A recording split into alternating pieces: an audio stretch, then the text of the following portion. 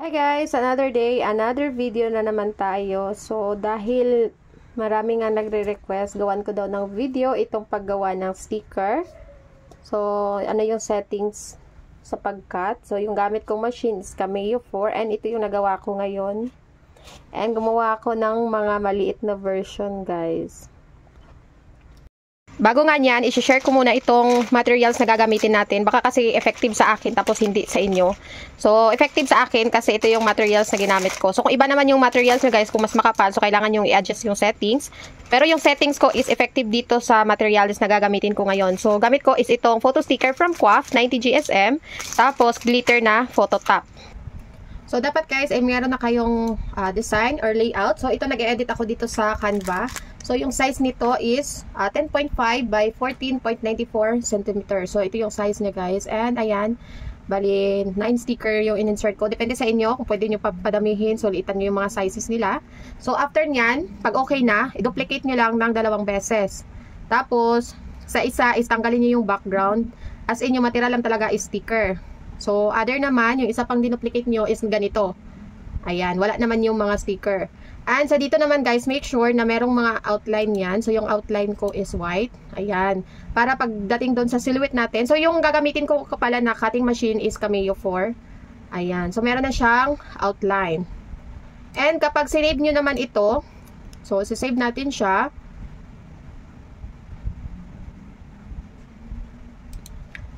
So, ito guys, itong sticker, save nyo siya ng,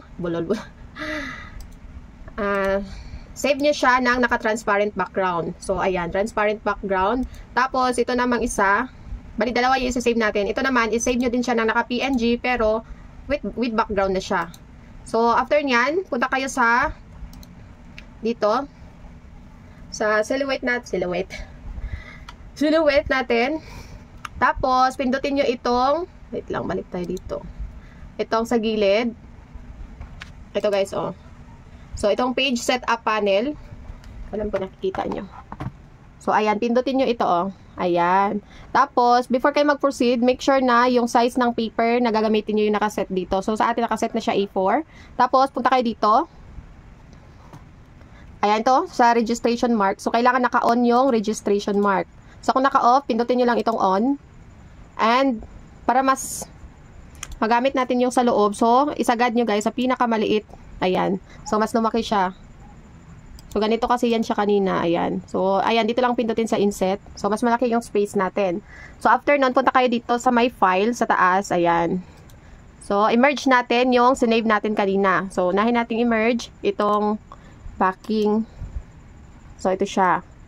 Tapos, palitan natin yung ano niya, kumbaga parang outline niya para malaman natin mamaya kapag nag-cut kayo. So, dito red siya guys. So, palitan natin siya ng blue. After nun, file ulit. Then, merge natin yung naka-transparent na. So, ayan. So, ito naman, palitan naman natin to ng red. Ayan.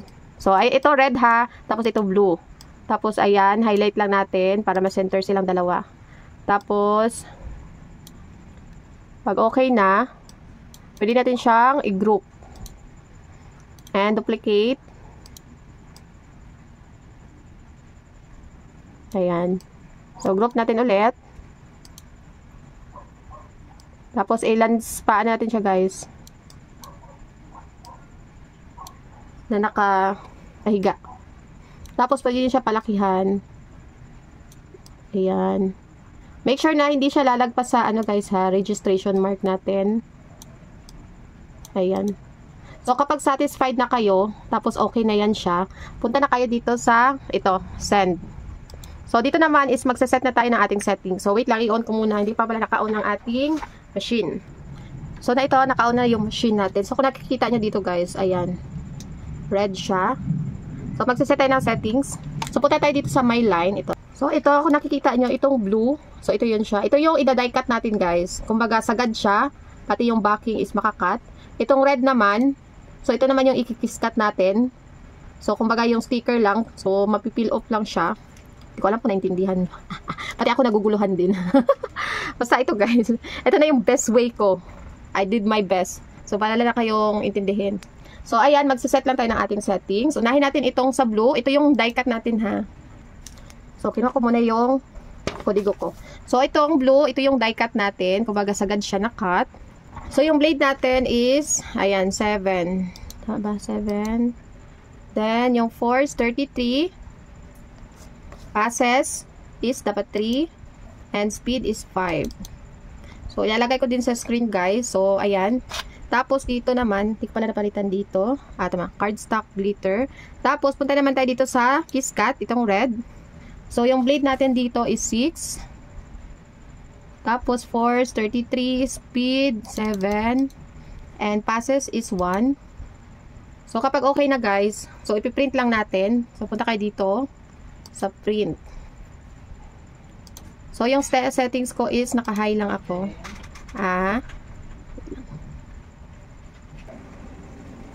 So, gamit ko dito na printer, guys, is Epson L4260. Ang settings ko is naka-high mat lang ako. Pag okay na, ayan, ipiprint nyo lang siya.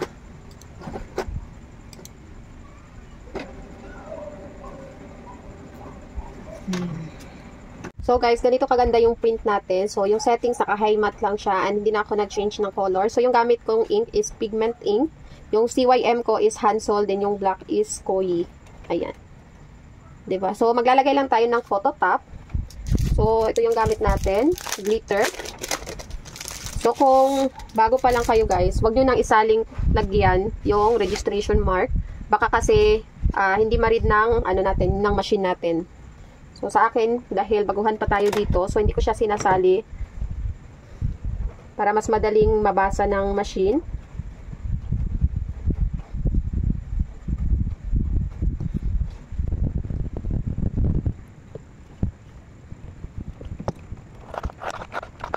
Pero yung iba, guys, is sinasali nila. So, mga expert na yon.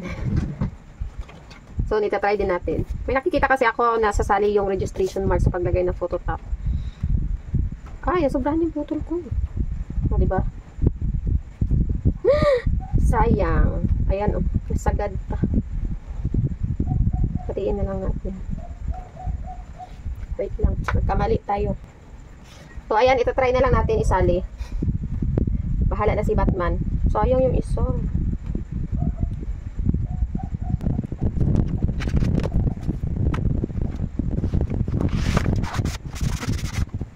So, after natin siya malagyan ng photo top, so, ilalagay na natin dito sa ating mat. So, kapag bago yung mat, guys, ayan. Ang ganda. Kasi madikit pa siya masyado. And, so, dito, yung pa-square, guys, sa taas dapat yan siya. And, make sure na naayos talaga yung paglagay para mabasa ng ating machine.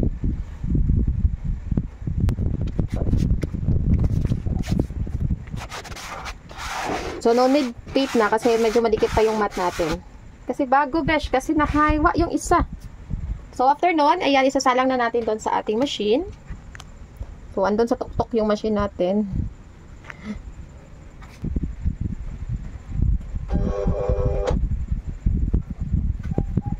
So, guys, ayan, nakasalang na. So, dito, isasend lang natin. Ito.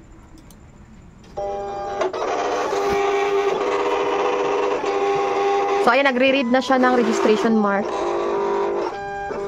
Tingnan natin kung nabasa niya.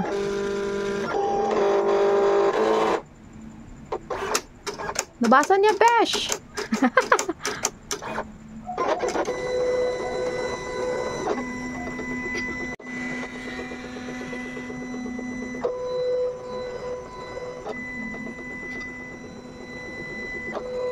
So, inuuna niyang i-cut yung die cut. So, kung nakikita nyo.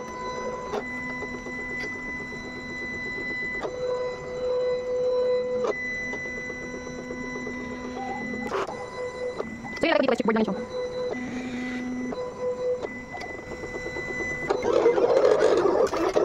So, next naman na kinakat, guys, yung mismong sticker na mismo. So, naka-kiss cut siya. So, the moment of truth, let's see kung nag-cut siya ng maayos. So, unahin natin tanggalin ito. Ay, ang satisfying niya. Perfect! Tapos, ito naman. Wait lang, matanggal siya. Sobrang dikit. Oh, yung matanggal.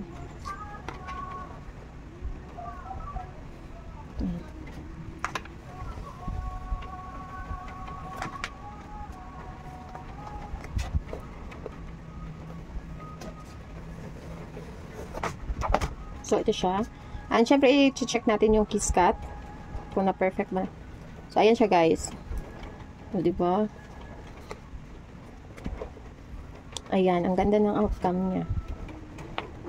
Thumbs up!